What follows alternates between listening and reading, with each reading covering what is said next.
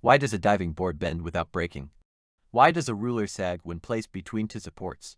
These common observations are examples of bending in action. Whenever a load acts on a beam or structure, internal stresses develop to resist that load. These stresses are called bending stresses, and they play a critical role in engineering design.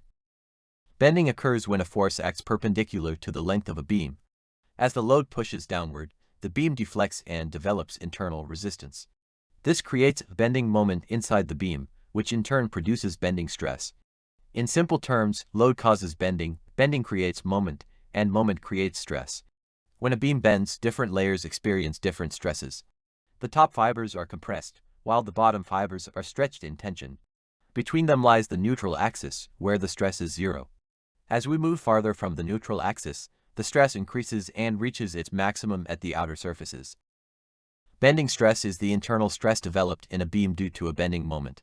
It is calculated using the equation sigma equals m times y divided by I here.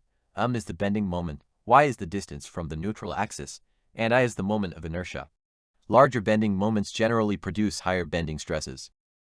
Bending stress is everywhere around us. Bridge beams bend under vehicle loads. Bookshelves bend under the weight of books. Crane booms experience bending while lifting heavy objects. Diving boards bend when a diver stands on them. In all these cases, bending moments create internal stresses that resist deformation. Three major factors influence bending stress. First, higher loads produce higher stresses. Second, longer beams generate larger bending moments and therefore higher stresses.